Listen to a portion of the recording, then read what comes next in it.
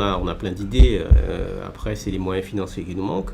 Après, c'est vrai qu'on est suffisamment aguerri pour aller chercher les financements là où il existe, que ce soit sur les fonds européens, sur les fonds d'État, les fonds de la région et les fonds de département.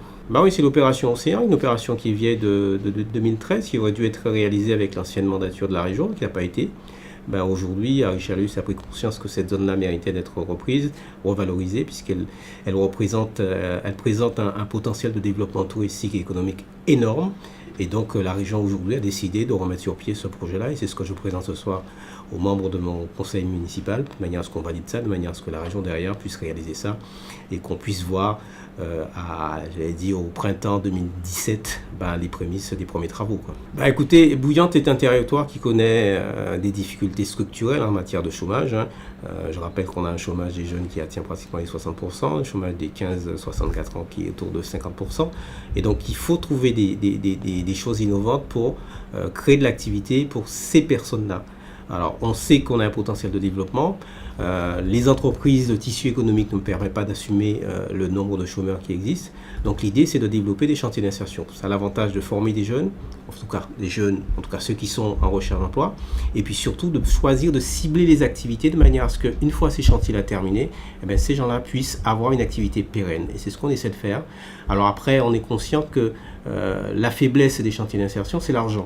La plupart du temps, c'est porté par des associations qui n'ont pas forcément l'assise financière pour pouvoir assumer de bout en blanc la réalisation d'opérations, puisque ces associations-là fonctionnent avec des subventions.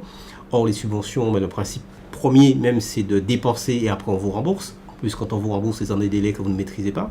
Et donc là, aujourd'hui, nous avons pris le parti pris de dire, on associe une société d'économie mixte, une structure qui a une assise financière pour pouvoir avancer les fonds, de manière à ce que le chantier de bout en bout puisse se réaliser sans difficulté, puisqu'on sait bien que les gens qui sont dans ces chantiers-là, s'ils ne sont pas payés, ils sont démobilisés. Quand les fournisseurs ne sont pas payés, les matières d'œuvre n'arrivent pas, et c'est ça qui plante généralement les chantiers d'insertion en Guadeloupe. En tout cas, moi, depuis que je suis élu, je ne cesse de demander un accompagnement systématique de la communauté d'agglomération sur l'ensemble des projets qu'on envisage de porter. C'est vrai qu'aujourd'hui, je n'ai pas encore de réponse favorable sur les demandes de financement, mais la ville de Bouillante entend avancer, et c'est ce qu'on fait, nous. On sait qu'on a une certaine capacité d'aller chercher l'argent là où il existe, là où il se trouve. On avance sur nos dossiers, et puis voilà. Moi, je fais partie d'une majorité de travail au sein de la communauté d'agglomération du Sud-Bas-Terre avec plus cette mission Chevré. Quand les choses avancent dans le bon sens et dans l'intérêt de la population de Bouillante, je soutiens. Quand j'estime que ce n'est pas dans l'intérêt de la population de Bouillante, je sais le dire aussi. C'est le cas, ça a été le cas quand il s'agissait d'augmenter de manière conséquente le tarif de l'eau il y a quelques mois.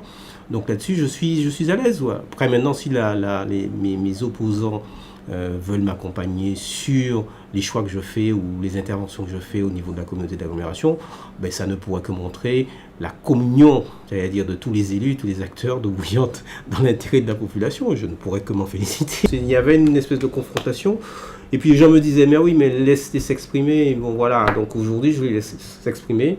Quand je constate que ce qu'ils disent tendance à mettre désinformer ou j'allais dire mettre une image négative sur l'action qu'on conduit, je rectifie, sinon après je laisse parler, ils sont dans leur rôle, voilà, puisque moi j'ai ma majorité, nous on travaille ensemble, quand on arrive au conseil municipal, on sait que on va dans tel sens, il n'y a plus de débat, il n'y a plus de discussion, le débat il se fait avant, quand on fait nos séances de travail, quand on travaille sur des projets.